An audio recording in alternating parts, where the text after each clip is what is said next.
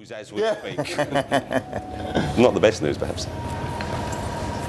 Well, with me here is the man who sort of started all of this, the BBC's Michael Buerk, and of course the man of the hour as well, Sir Bob Geldof. Fellas, well, it's nice to see you back together again. Bob, join of the hip. Yeah, why now is the question, I suppose. Why decide to do another concert now in particular? Because the G8, the leaders of the 7 richest countries in the world plus Russia, are coming to our country.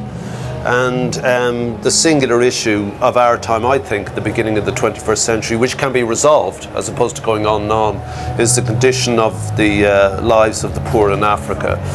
It need not continue further into this century. We know what to do. There is a plan.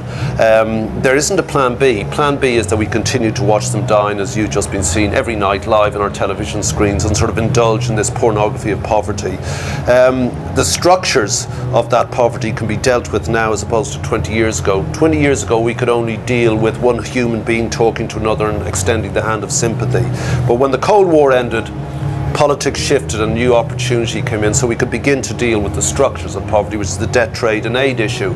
Will that work? We don't know. We think it is. The smartest people on the planet, academics, economists, intellectuals, politicians, think that that's the way forward. But there isn't an alternative that anyone's come up with yet. So what we're trying to do, these people here, ourselves and the 5.5 billion watching, is persuade them finally at Gleneagles at a 5-star golf course, do something.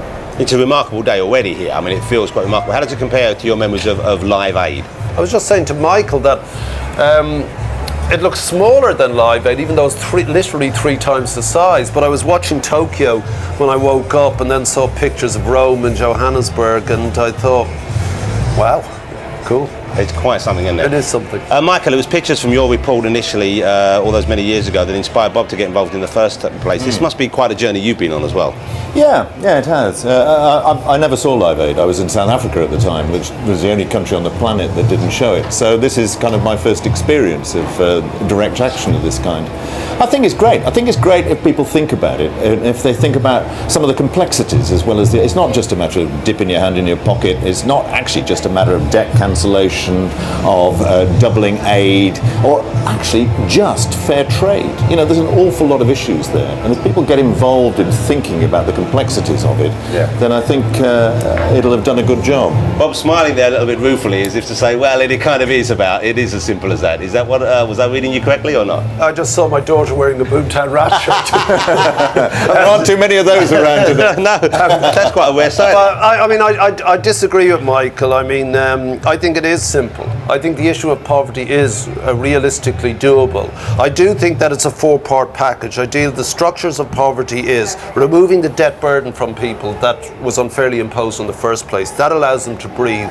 Put the poorest continent in the world gets the least amount of help. That's ridiculous. So put in more money, as much as they can absorb, which is a doubling of aid. That allows them to grow their economy. No point in growing an economy if what they produce can't trade with us. We prevent them trading with us. We have to get rid of that. None of that will work unless the African governments are incorrupt. None of it will work. So we're not going to do it. We're not going to play ball with those governments unless they're transparent and accountable, first to their own people and then to the rest of the world. That must stop. So it's a 4-part package and we jump together. Okay. But there are issues that people say are complex. I genuinely can't see them as being complex. If it doesn't work, if they don't listen, if we don't wind up with the fact, what then?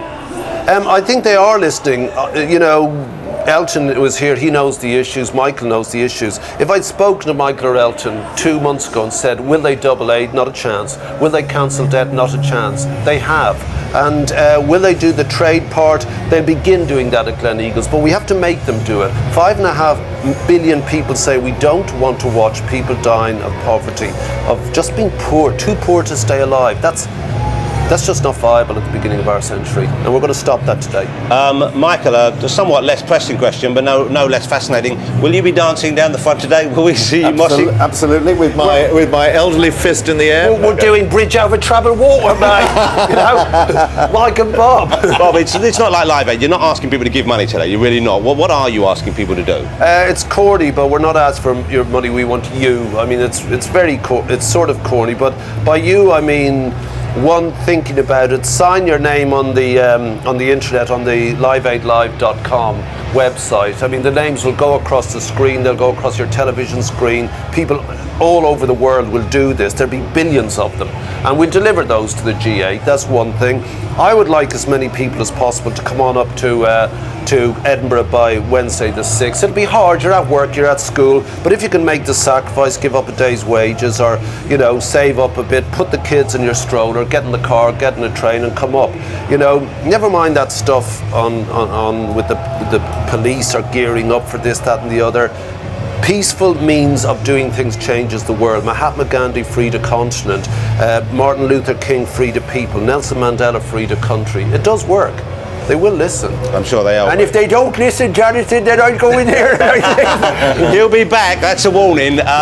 Michael, great to see you here. Thank you very much for coming up here. Bob, I'm sure we'll be seeing you later as well. Yeah. But for now, thank you both. It's a good day, isn't it? It's a fantastic day already, and it's only going to get better. Just on a sheer logistical level, what's happening here today is quite extraordinary. Bob has blagged, he's hectored, he's harangued just about everybody involved into pulling off the unpull-offable. To quote Boy George, he's not on the bill today, is he, Bob? Who knows? He pitches up anywhere. But to quote Boy George, it's a miracle. Oh.